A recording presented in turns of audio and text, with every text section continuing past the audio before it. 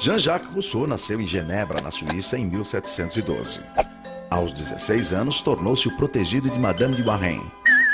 Aos 30, mudou-se para Paris como professor de música. Colaborou com a famosa enciclopédia de Diderot e d'Alembert no Verbete Musica. E aos 38, conquistou o prêmio da Academia de Dijon com seu Discurso sobre as Ciências e as Artes. Publicou vários livros, entre eles O Contrato Social, que inspirou a Revolução Francesa, e Emílio, considerado uma das obras mais revolucionárias da moderna pedagogia por suas ideias radicais, que desagradavam tanto à Igreja quanto a outros filósofos, como Voltaire, por exemplo.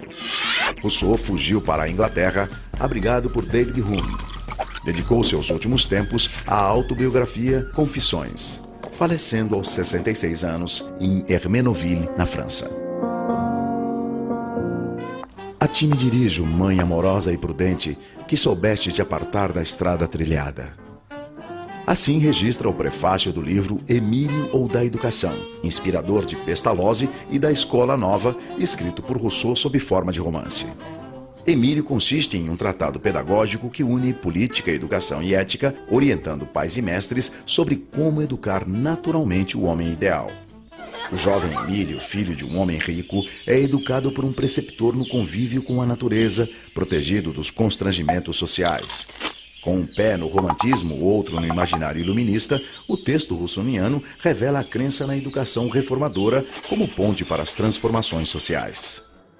Emílio é o representante da espécie humana em seu potencial de virtude, educado para viver bem consigo, com sua futura companheira Sofia e com os outros, em uma sociedade livre e democrática.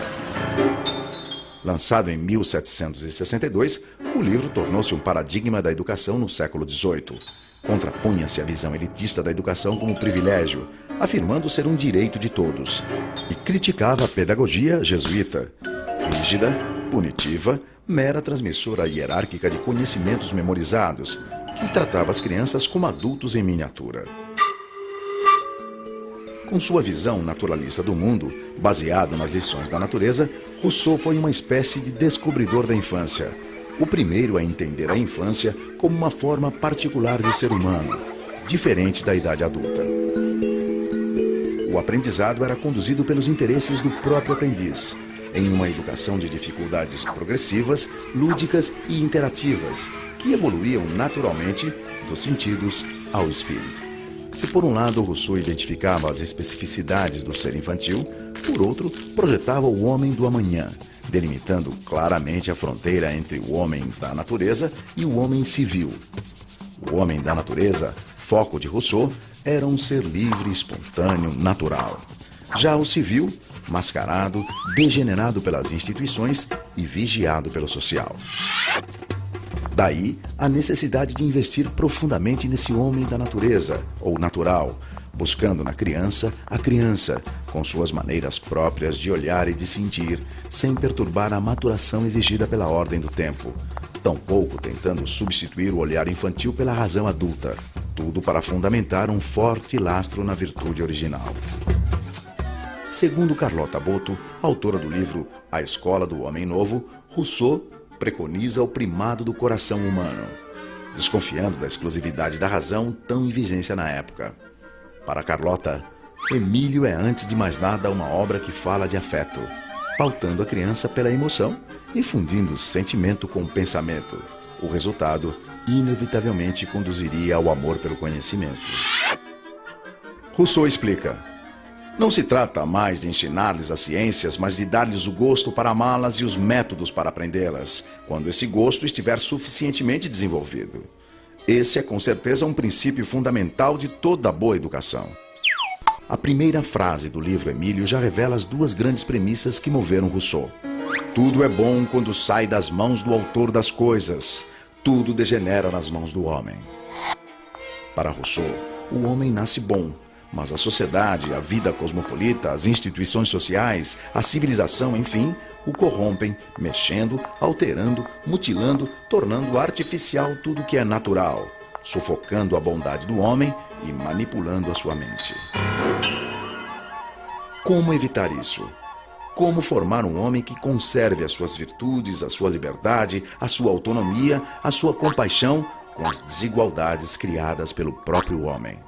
Segundo Rousseau, fortalecendo de tal maneira a sua formação na infância e na adolescência, que à medida que vai crescendo, se consolide nele um homem total, incorruptível, forte no físico, forte no espírito, no intelecto, na razão e no sentimento. Saindo de minhas mãos, ele não será, concordo, nem magistrado, nem soldado, nem padre. Será primeiramente um homem. Rousseau visava ensinar ao homem o seu estado de arte como homem, formando no jovem, como ele escreveu, o coração, o juízo e o espírito, ensinando ao aluno muito mais do que uma profissão. Que se destine meu aluno à carreira militar, à eclesiástica ou à advocacia, pouco me importa. Antes da vocação dos pais, a natureza chama-o para a vida humana. Viver é o ofício que lhe quero ensinar. E para usufruir da felicidade da vida, Rousseau dividiu a existência e o livro de Emílio em 5 fases. Lactância, até 2 anos, infância, de 2 a 12, adolescência, de 12 a 15, mocidade, de 15 a 20 e o início da vida adulta, de 20 a 25. Dos 5 livros de Emílio, os 4 primeiros tratam da educação do menino e o último da menina Sofia. Rousseau considerava o período do nascimento até os 12 anos o mais delicado, já que nele é que tendem a surgir os desvios. É por isso que a educação, nesse momento, a chamada educação primeira, deveria ser negativa, isto é, não ensinar novos saberes, apenas manter, conservar, fortalecer as qualidades morais nascidas com a criança. Segundo Rousseau, a educação negativa consiste não em ensinar a virtude ou a verdade, mas em preservar o coração do vício e o espírito do erro.